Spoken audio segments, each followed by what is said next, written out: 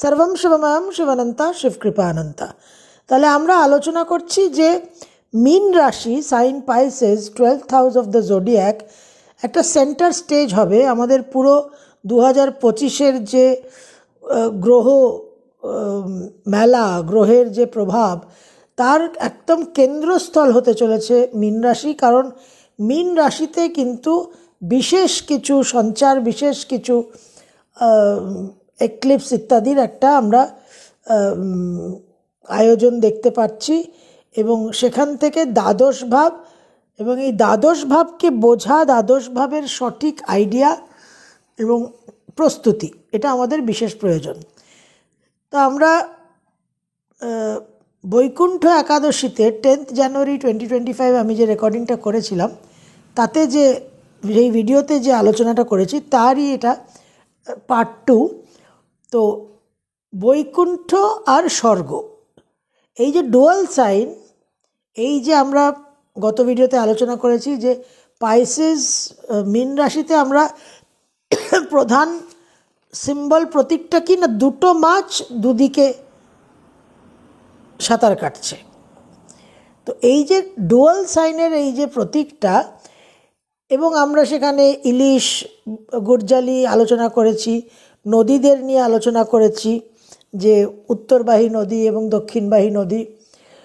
এবার এই যে দুটো দিকে যে ডুয়াল সাইন, এক হচ্ছে স্বর্গ, এক হচ্ছে বৈকুণ্ঠ, এবং বৃহস্পতির ঘরে শুক্র তুঙ্গস্থ হয় এবং এই বৃহস্পতির ঘরে যখন চন্দ্র প্রবেশ করে মাঘ মাসের শুক্ল পঞ্চমী তিথিতে, তখন আমরা বসন্ত পঞ্চমী সরস্বতী পুজো উদযাপন হয়। তো শুক্রকে আমরা দেবী লক্ষ্মীর সঙ্গে অ্যাসোসিয়েট করি এবং বিদ্যা জ্ঞানের দেবী হচ্ছে সরস্বতী এবং জ্ঞানের গুরু হচ্ছেন বৃহস্পতি। তো লক্ষ্মী যে ধন সম্পদ, আমাদের যে ধন, আমাদের যে শ্রী, এই শ্রীকে কিন্তু হজম করতে হলে, এই শ্রীকে যদি জীবনে স্থিতিশীল অবস্থায় রাখতে হয়, তাহলে কিন্তু একটা হজম শক্তি, একটা অ্যাসিমিলেশনের পাওয়ার, একটা ডাইজেশনের পাওয়ার দরকার, যেটা হচ্ছে জ্ঞান, সেটা হচ্ছে সরস্বতী। অর্থাৎ উইদাউট নলেজ, সরস্বতী ছাড়া যদি জীবনে লক্ষ্মীর প্রবেশ হয়, সেই লক্ষ্মী অলক্ষ্মীতে পরিণত হতে পারে, বা সে ডাইরেক্ট সে লক্ষ্মী জীবন থেকে বেরিয়ে যাবে, সে কিন্তু থাকবে না, তার প্রবেশ কিন্তু খুব ক্ষণস্থায়ী হবে। এবার আমরা জানি যে বেশিরভাগ ক্ষেত্রে এই বৃহস্পতির জ্ঞান, প্রজ্ঞা, উইজডম ছাড়া এই সরস্বতীর যে বিদ্যা, যে আশীর্বাদ, যে কৃপা, সেটা ছাড়া কিন্তু সাকসেস, কীর্তি যেটাকে বলা হয়, সে কীর্তি কিন্তু আমাদের জীবনে খুবই ক্ষণস্থায়ী হয়। এবং বলাই হচ্ছে যে ওয়েলথ আর পাওয়ার, পজিশন, এই বিষয়টা সাধারণত আমরা বলি যে মাথায় উঠে গেছে, it has gone to his head. তো এই সাকসেসটা হ্যান্ডেল করা খুব ডিফিকাল্ট হয়ে যায় এবং মানুষ মনে করে যে এই আমার যে পিক, আমার যে একটা সাকসেসের যে শিখরে আমি অবস্থান করে আছি, এটা আমার চিরকাল এরকমই চলবে। এবং আমরা বেশিরভাগ ক্ষেত্রে দেখি এবং বহু ক্ষেত্রেও দেখি, যারা একটা কৃতিত্ব অর্জন করেছে, যাদের একটা জীবনের সাকসেস, নেম অ্যান্ড ফেম, নাম যশ, তাদের একটা সময়ের পর যখন ওই ফেম, নাম যশটা একটা কমতে থাকে, যখন when that time is over, তারা কিন্তু তার সঙ্গে অ্যাডজাস্ট করতে পারে না। এবং বিশেষ করে আমরা এটা চলচ্চিত্র জগতে দেখি এবং শিল্পকলার জগতেও আমরা দেখি যে ওই যে একটা ফল, ওই যে একটা পতন, সেটা কিন্তু ডিপ্রেশনের কারণ হয়ে যায়, অ্যাডিকশনের কারণ হয়ে যায় বিশেষ করে। এই জন্য মীন রাশি থেকে কিন্তু আমরা অ্যাডিকশনকে বিচার করি। এবং মীন রাশির যে কো রুলার বৃহস্পতির সঙ্গে, সে হচ্ছে নেপচুন। এই নেপচুনও কিন্তু একটা খুব ড্রিম ওয়ার্ল্ডের একটা অতীন্দ্রিয় জগতের একটা খুব স্বপ্ন লোক, একটা খুব কল্পনার জগৎ, খুব আনরিয়ালিস্টিক ইমপ্র্যাকটিক্যাল কিছু থিঙ্কিং দেয়, কিছু মানসিকতা দেয়। তো ভেনাস যে এক্সল্টেড হবে মীন রাশিতে, তার যে এক্সিস্টেন্সটা, এই এক্সিস্টেন্সটা কিন্তু ক্ষণস্থায়ী। এবার আমরা যদি এই বৈকুণ্ঠ আর স্বর্গকে তুলনামূলক একটা বিচার করি, তাহলে বৈকুণ্ঠতে কিন্তু লক্ষ্মী থাকে, স্বর্গতে লক্ষ্মী থাকে না। এবং স্বর্গের যে রাজা ইন্দ্র, তার কিন্তু সবসময়ই একটা টেনশন, একটা অ্যাংজাইটি, একটা উৎকণ্ঠা যে তার রাজত্ব চলে যাবে, অনিশ্চয়তার ভয়, ভীতি, ফিয়ার, অ্যাপ্রিহেনশন। কিন্তু বৈকুণ্ঠতে সেই ভয় ভীতিটা নেই। বিষ্ণু নারায়ণ যোগনিদ্রায় থাকেন এবং বৈকুণ্ঠ যে নিত্য বিভূতির জায়গা, যে পরমপদম বলা হয়, এটা কিন্তু একটা আলাদা জগৎ। স্বর্গ আর মর্ত্য এই দুটো লোকের মধ্যে একটা বিশেষ সাদৃশ্য আছে। বিশেষ সাদৃশ্য কি না, স্বর্গের দেবতারা বহুদিন তাদের আয়ু, তারা দীর্ঘায়ু হন এবং তারা অনেক সুযোগ সুবিধে, আমোদ প্রমোদ, আনন্দ উৎসব ভোগের মধ্যে থাকেন। মর্ত্যলোকে মানুষের কাঙ্ক্ষিত বিষয় হচ্ছে একটা দীর্ঘায়ু, অনেক দিন বাঁচব এবং অনেক সুখ ভোগ, আমোদ প্রমোদ, ইন্দ্রিয় সুখের মধ্যে থাকব। এই জন্য স্বর্গটা মানুষের কাঙ্ক্ষিত ক্ষেত্র। মানুষ কিন্তু বৈকুণ্ঠের কথা ভাবে না। এই স্বর্গ কিন্তু আমাদের যে মৃত্যুলোক, এই পৃথিবীর যে একটা মরণশীলতা, একটা নশ্বরতা, সেটা কিন্তু স্বর্গেও আছে। স্বর্গ, haven, is not beyond the realm of time. কিন্তু বৈকুণ্ঠ কিন্তু এই টাইমের ঊর্ধ্বে, সময়ের ঊর্ধ্বে। তো বৈকুণ্ঠ একটা ট্রান্সেন্ডেন্টাল রেলম। বৈকুণ্ঠতে কিন্তু অন্য রকম পুরো গুণধর্ম বৈশিষ্ট্য। এবার এই যে শুক্র আর চন্দ্রকে আমরা দেখছি, তাদের একটা কি ফিচার আছে মীন রাশিতে। বর্ণ হিসেবে যখন বিভাজন করা হয়, শ্রেণী বিভাগ করা হয় গ্রহদের, তখন শুক্র আর চন্দ্রকে বৈশ্যবর্ণ দেওয়া হয়েছে, অর্থাৎ বিজনেস ক্লাস, বাণিজ্য। বিজনেসের প্রধান যে ফান্ডামেন্টাল প্রিন্সিপাল, সেটা হচ্ছে profit and loss, debit and credit, অর্থাৎ যাবে আর আসবে, গিভ অ্যান্ড টেক।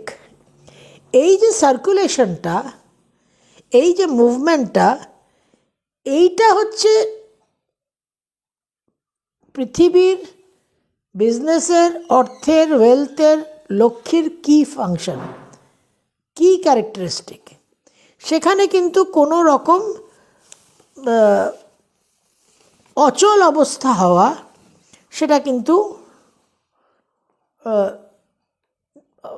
সম্ভব নয়। যখনই একটা অচল অবস্থা হবে, একটা বদ্ধ নিশ্চল একটা অবস্থা হবে, অর্থাৎ স্ট্যাগনেশন হয়ে যাবে, অর্থাৎ আমি চাইছি যে আমার কাছে শুধু অর্থ আসুক, কিন্তু অর্থ কিছু বেরোবে না, সেখানে কিন্তু একটা বিকাশ বৃদ্ধিহীন হওয়ার সম্ভাবনা তৈরি হয়ে যায়, এবং সেটাই হয়।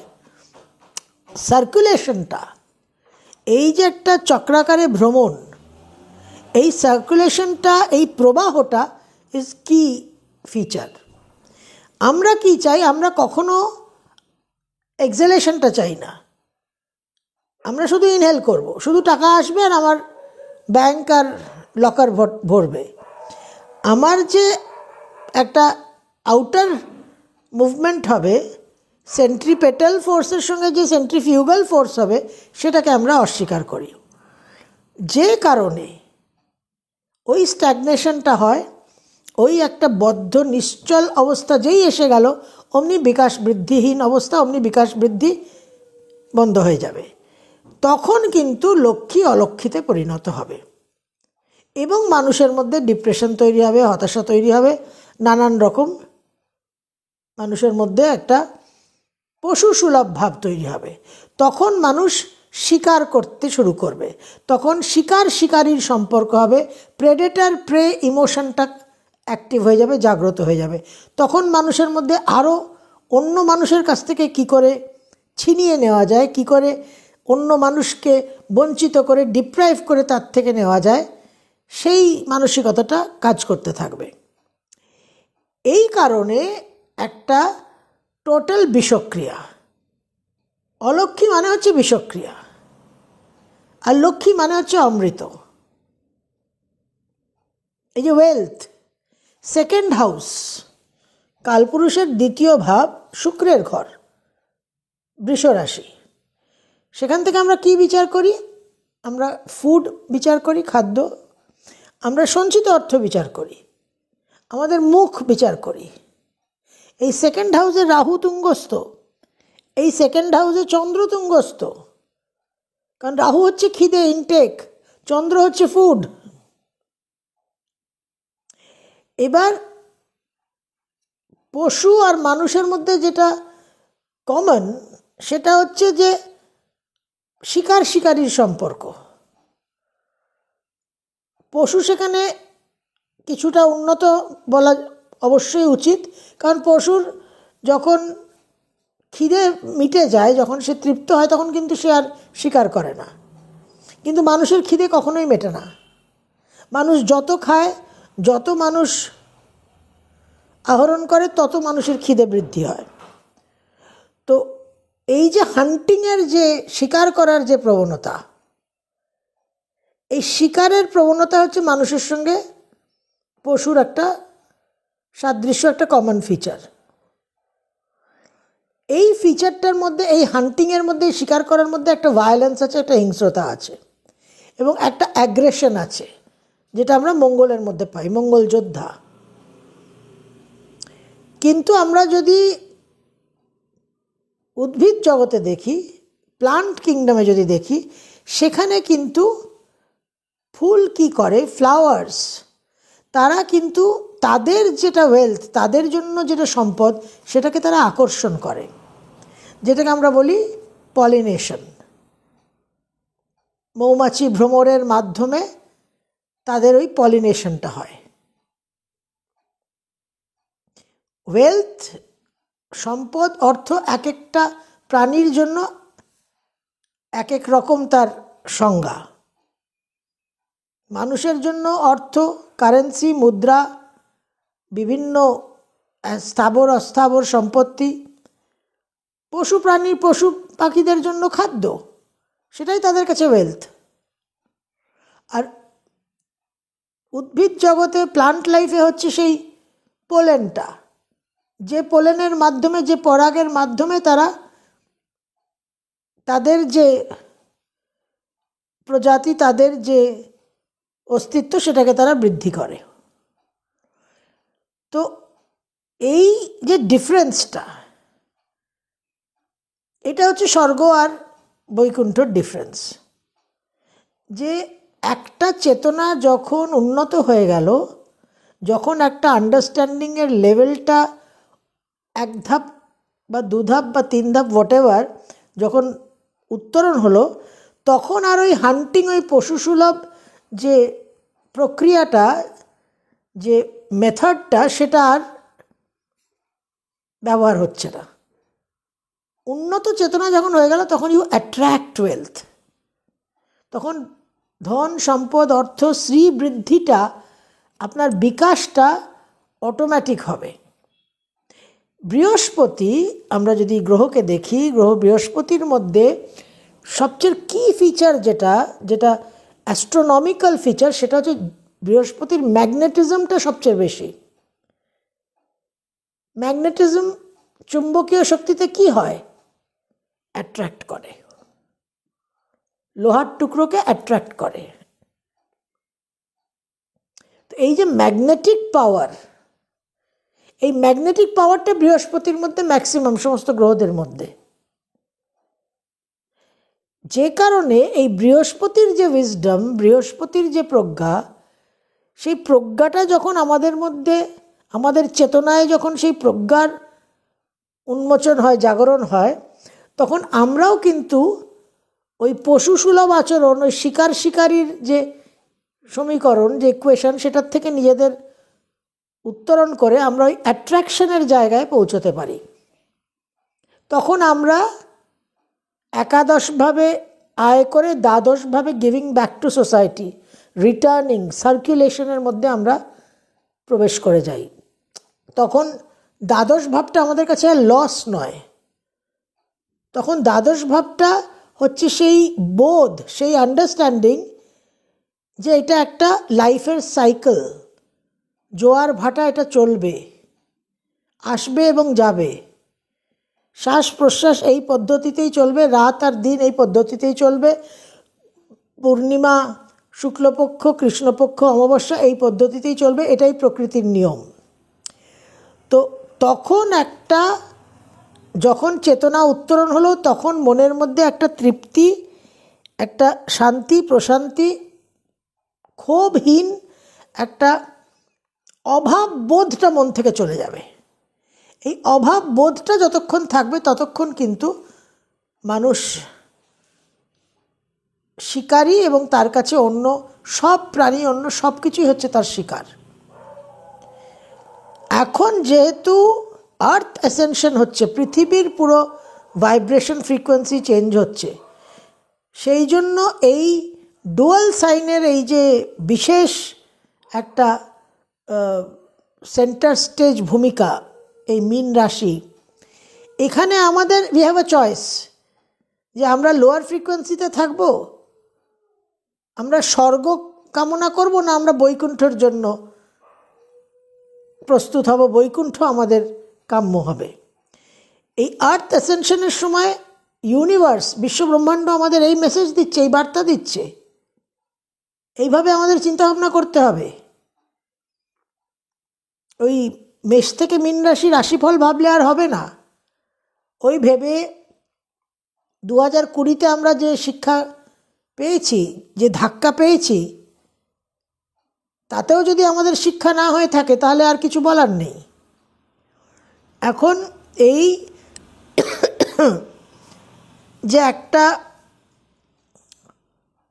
হারমোনি, এই যে একটা সহযোগিতা, সঙ্গতির সঙ্গে বসবাস, এই যে একটা সমন্বয়, এই যে নিজেকে প্রমুখ মনে না করে নিজেকে যে গৌণ মনে করা, যে নিজের ইগোটা, দ্বাদশ ভাবের সবচেয়ে বড় লস যেটা হওয়া প্রয়োজন, যে ডিসলিউশনটা হওয়া প্রয়োজন, সেটা হচ্ছে ইগোর। সেখানে একটা বিনম্র ভাব বিশেষভাবে প্রয়োজন। এই যে শুরুতে, এই যখন এই সেন্টার স্টেজে যে খেলা শুরু হচ্ছে মীন রাশিতে, ক্রমটা দেখুন, কিভাবে গ্রহরা প্রবেশ করছে, কিভাবে গ্রহদের গতি পরিবর্তন হচ্ছে, কিভাবে গ্রহণ হচ্ছে, কিভাবে গ্রহরা মীন থেকে মেষে প্রস্থান করছে। Watch the sequence. শুক্র প্রথমে ঢুকছে, রাহু যুক্ত হচ্ছে, ভোগ ভোগ ভোগ, তারপর শুক্র বক্রগতিতে যাচ্ছে। 28শে জানুয়ারিতে প্রবেশ করার পর 3 মার্চ শুক্র বক্রগতিতে যাচ্ছে। অর্থাৎ অবতার এলিমেন্টটা যদি আমরা দেখি, প্রিন্সিপালটা দেখি, যেটা আমরা সবসময় বক্রগতি এবং গ্রহদের সঙ্গে অ্যাসোসিয়েট করি, বক্রগতিটা দেখলে অবতার মানেই হচ্ছে নিজেকে কম করা, টু বিকাম লেস। ভগবান শ্রী বিষ্ণু, শ্রী নারায়ণ যখন অবতার হয়ে আসেন, তখন কিন্তু মানব জগতে, এই মৃত্যুলোকে তিনি মানুষের মতোই আচরণ করেন। তো অবতার রেট্রোগ্রেড হয়ে যখন শুক্র থাকছে, তখন কিন্তু ইগো, আমাদের যে অহংসত্তা, তার কিন্তু একটা ইম্পর্টেন্স কমানো, নিজেদের একটা অ্যামিকেবল করা, নমনীয় করাটা কিন্তু বিশেষ প্রয়োজন। এবং নিজেকে একটা সুপ্রিম বিইং বলে মনে না করা। তারপর কিন্তু এই শুক্র রাহু একসঙ্গে থাকার পর কিন্তু শনির প্রবেশ হবে। শনি হচ্ছে মোক্ষকারক, ত্যাগকারক, রাহু হচ্ছে ভোগকারক। শনি হচ্ছে বৈকুণ্ঠের প্রতীক, রাহু হচ্ছে স্বর্গের প্রতীক। এই যে চয়েসটা আমাদের করতে হবে। একটা মীন রাশিতে যে দ্বাদশ ভাব, এন্ডিং, সমাপ্তি, যবনিকা পতন, তখন কিন্তু একটা শান্তি, একটা বিশ্রাম, একটা প্রশান্তি, একটা সেরেনিটি, একটা ট্র্যাঙ্কুইলিটি আসে মানুষের জীবনে। কিন্তু তার জন্য আন্ডারস্ট্যান্ডিং বোধটা প্রয়োজন। এই যে আমরা সবসময় ঋদ্ধি সিদ্ধি বলি, লক্ষ্মী গণেশ বলি। ঋদ্ধি হচ্ছে আপনার জীবনের গ্রোথ, প্রসপেরিটি, আর সিদ্ধি হচ্ছে জ্ঞান, উইজডম। তো ওই ঋদ্ধিকে যদি আমরা লক্ষ্মী বলি, তাহলে সিদ্ধি হচ্ছে সরস্বতী। তাহলে উইদাউট সিদ্ধি, সরস্বতী ছাড়া যদি ঋদ্ধি আসে, যদি গ্রোথ হয়, সেটা কিন্তু সামলানো যাবে না। আর সেখানে কিন্তু চরম পতন, চরম ধ্বংস। লক্ষ্মী গণেশ আমরা আগে একটা ভিডিওতেও আলোচনা করেছি। গণেশ হচ্ছে সেই ফিয়ার, সেই স্বর্গের উৎকণ্ঠা, সেই স্বর্গের 24/7 টেনশন, গেল গেল গেল গেল। তো সেই যে ওই টেনশনের জন্য লক্ষ্মী প্রবেশ করতে পারে না। কারণ লক্ষ্মীর যেটা প্রিয় জায়গা, সেটা হচ্ছে বৈকুণ্ঠ, যেখানে কোনো কুণ্ঠা নেই। বিগত কুণ্ঠা যস্মাৎ বৈকুণ্ঠা। তো এই যে ঋদ্ধি সিদ্ধির যে বিষয়টা, এই যে লক্ষ্মী গণেশের যে বিষয়টা, এবং বৃহস্পতি শুক্র দুই গুরুর যে যুগলবন্দি, যখন দুজনেই দুজনকে সমানভাবে স্বীকার করছে, অ্যাকনলেজ করছে, রেসপেক্ট করছে, কেউ কারোর সঙ্গে কোনো ইগো কনফ্লিক্টে যাচ্ছে না, এইভাবে কিন্তু আমাদের চিন্তাভাবনা করতে হবে, আমাদের কিন্তু নিজেদের তৈরি করতে হবে। কারণ অনেকটা সময় ধরে, ফর এ লং টাইম, কিন্তু শনি রাহু একসঙ্গে থাকবে মীন রাশিতে, এবং এই সময়টা অত্যন্ত গুরুত্বপূর্ণ। এবং এই যেদিন আমরা বারবার উল্লেখ করেছি, আপনাদেরও এতদিনে মুখস্থ হয়ে গেছে, যে দিনের দিন, স্যাটার্ন ট্রানজিটের দিন আমাদের সূর্যগ্রহণ আছে। এবং আমরা 2019-এ এইরকম বৃহস্পতিরই আরেকটা রাশিতে এইরকম সূর্যগ্রহণ পেয়েছি, এরকম 6টা গ্রহের স্টেলিয়াম পেয়েছি 2019-এর 27শে ডিসেম্বর। তারপর কি হয়েছে, দ্যাট ইজ হিস্ট্রি, সেটা আমরা সবাই জানি। তো এই যে আমাদের মহাভারতে যে কুরুক্ষেত্রকে শ্রী অরবিন্দ যখন তার ওই, আপনারা যদি পড়েন এসেস অন দ্য গীতা, সেখানে তিনি ডেথ জোন বলছেন, যে হিউম্যান লাইফই হচ্ছে একটা ডেথ জোন। এখানে মৃত্যুটা হচ্ছে মোস্ট ইম্পর্টেন্ট, মোস্ট ফান্ডামেন্টাল একটা কনসেপ্ট। তো এই ডেথ জোন থেকে যে ডেথলেসনেসের যে রিয়েলাইজেশনটা, যে আমার স্বরূপ যে এই বডি, ফ্লেশ, মাইন্ডের কমপ্লেক্স নয়, আমার যে নিত্যশুদ্ধ মুক্ত যে স্বরূপ, চিদানন্দ রূপম, এই স্বরূপের যে আন্ডারস্ট্যান্ডিং, সেটা কখনোই একদিনে আসবে না, বহু জন্মে আসে। কিন্তু থিওরিটিক্যালি অন্তত, ইন্টেলেকচুয়ালি অন্তত, আমরা যদি সেটা নিয়ে ভাবনা চিন্তা করি, একটা প্রিপারেশন করি, একটা প্রস্তুতি করি, তাহলে কিন্তু আমাদের এক পা করে পথ অগ্রসর হবে। কিন্তু আমরা যদি সেটা একদমই না করি, তাহলে কিন্তু বারবার ওই দ্বাদশ ভাবের দুঃখ, কষ্ট, দৈব দুর্বিপাক, দুর্দশা, দুর্ভোগ, এটাই কিন্তু আমাদের জীবনে ফিরে আসবে। সেকেন্ড হাউস, বৃষরাশি শুক্র, এই সেকেন্ড হাউসের যে প্রতীক, সেটা একটা ষাঁড়, একটা বুল, নন্দী। এই জন্য ধর্মস্থান, ধর্ম মানে কি, যা আমাকে ধারণ করে রাখে, সাস্টেনেবল মডেল। তা আমাকে সাস্টেনেবল মডেল কি সাস্টেন করবে? আমার যদি স্বর্গকাম্য হয়, আমার যদি হান্টিং প্রেডেটর প্রে ইকুয়েশনটা যদি আমার মোটিভেশন হয়, তাহলে আমার সাস্টেনেবল মডেল হবে না। তাহলে আমি ডাইজেস্ট করতে পারবো না আমার সাকসেসকে। আমার সাস্টেনেবল মডেল হতে হলে আমাকে বৈকুণ্ঠকে টার্গেট করতে হবে, বৈকুণ্ঠ সিনড্রোমটাকে আমার মধ্যে জাগ্রত করতে হবে। তো এই বিষয়গুলো আমাদের ভাবতে হবে, এবং অন্য মানুষের, অন্য প্রাণীরও যে রিকোয়ারমেন্ট আছে। দ্বাদশে আমার যখন সব কিছু চলে যাচ্ছে, একটা পোর্শন আমার যখন আউটওয়ার্ড মুভমেন্ট হচ্ছে, তখন আমি মনে করছি যে আমি বঞ্চিত হয়ে আরেকজনের কাছে সেটা চলে গেল, এটা অবিচার হলো। তা কিন্তু নয়। যখন আমার মধ্যে বৈকুণ্ঠ ডিএনএটা অ্যাক্টিভ হবে, তখন আমি আরেকটা মানুষের, আরেকটা প্রাণীর যে হাঙ্গার, তার মধ্যে যে খিদেটা, তার মধ্যে যে প্রয়োজনটা, সেটাকেও আমরা কিন্তু রিয়েলাইজ করব। তখন সেই দেবঋণ, ঋষিঋণ, পিতৃঋণ, ভূতাঋণ, মনুষ্যঋণ, এই যে পঞ্চঋণ, এই পঞ্চঋণের একটা আমাদের আন্ডারস্ট্যান্ডিং হবে যে আমার জন্মই হয়েছে আমার ঋণানুবন্ধনের জন্য, ঋণ শোধ করার জন্য, ফর ডেটস অ্যান্ড ডিউটিস, আমার কর্তব্য পালন করার জন্য এবং আমার ঋণ শোধ করার জন্য, ক্লেমস অ্যান্ড রাইটসের জন্য নয়, অধিকারের জন্য নয়, দাবির জন্য নয়। তো এই বিভিন্ন বিষয়গুলো, এই জন্য দ্বাদশ ভাব নিয়ে আমি এতটা আলোচনা করছি আপনাদের সঙ্গে, যে আগে ভুল ধারণা থেকে নিজেদের মুক্ত করতে হবে। এবং 12th হাউসে এই যে খেলাটা, এই যে লীলাটা চলবে, এর মাধ্যমে কিন্তু আমাদের বহু মানুষের বহু লস হবে। কিন্তু মনে রাখতে হবে যে যা কিছু আমার জীবনে ঘটছে এবং যা কিছু আমার জীবনে ঘটবে, সব কিছুর জন্য একমাত্র আমিই দায়ী।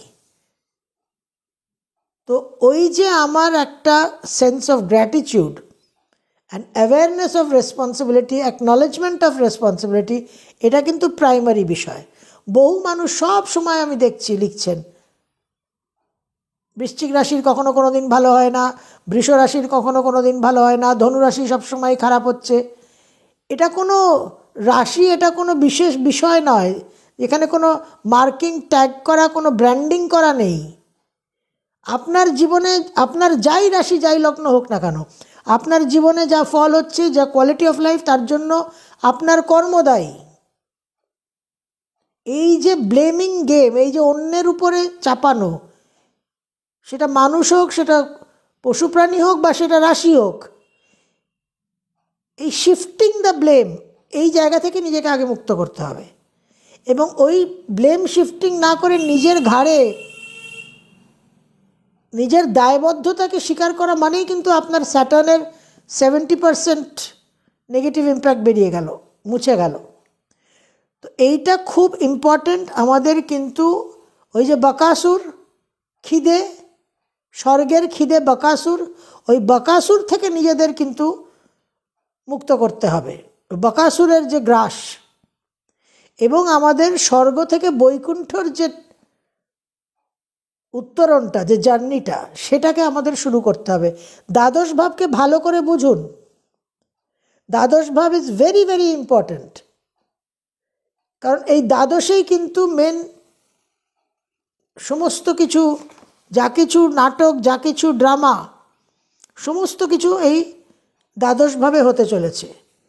এবং দ্বাদশকে যদি লস মনে করে অভিযোগ চলতে থাকে, ক্ষোভ চলতে থাকে, নানান রকম রেজিস্ট্যান্স চলতে থাকে, তাহলে কিন্তু তার প্রভাব আরও অনেক বৃদ্ধি পাবে। কোনো মুক্তি নেই। মুক্তির জন্য কিন্তু মুক্তির মতো করে ভাবতে হবে। কালপুরুষের 6th হাউস আপনার ঋণ, আপনার বন্ধন, আর দ্বাদশ ভাব কিন্তু মুক্তি। তো মুক্তির যে 30 ডিগ্রি যে জোন, যে রিলিজের যে ক্ষেত্র, সেখানেও যদি আমরা বন্ধনের আচরণ করি, তাহলে কিন্তু জীবনে কোনো দিনই কোনো মুক্তির কোনো আশা করি না, করাও উচিত নয়। আমরা কোনো হায়েস্ট সুপ্রিম সেই লাইফ অ্যান্ড ডেথের সাইকেল থেকে রিলিজ মোক্ষের কথা বলছি না, খুব ছোট ছোট, প্রাইমারিলি হচ্ছে লেটিং গো, যে আমার এই যে পরিবর্তনশীল মরণশীল যে জগৎ, এটাকে অ্যাকসেপ্ট করা। আমরা অবশ্যই মেষ থেকে মীন রাশির ফলাফল নিয়ে আলোচনা করব, কিন্তু সেটা খুব লিমিটেড একটা তার ভ্যালিউ। ব্রহ্মাণ্ড, বিশ্বব্রহ্মাণ্ড, ইউনিভার্স কি মেসেজ দিচ্ছে, শনি রাহু আমাদের কি বলার চেষ্টা করছে, 6টা গ্রহর স্টেলিয়াম আমাদের কি বার্তা দিচ্ছে, সূর্যগ্রহণ আমাদের জন্য কি পরামর্শ দিচ্ছে, সেগুলো যতক্ষণ না আমরা বুঝবো, সেগুলোকে যতক্ষণ বুঝে আমরা নিজেদের জীবনে যতক্ষণ না প্রয়োগ করব, ততক্ষণ কিন্তু সব কিছু মিথ্যে, সব কিছু একটা ইউজলেস, অপ্রয়োজনীয়। সুতরাং নিজেদের একটা shift of consciousness, shift of আন্ডারস্ট্যান্ডিংটা কিন্তু বিশেষভাবে প্রয়োজন, এবং এই শিফটের জন্যই কিন্তু আপনাদের কাছে এতগুলো ভিডিও উপস্থাপনা করা। সর্বম শিবময়ম শিবানন্তা শিবকৃপানন্তা।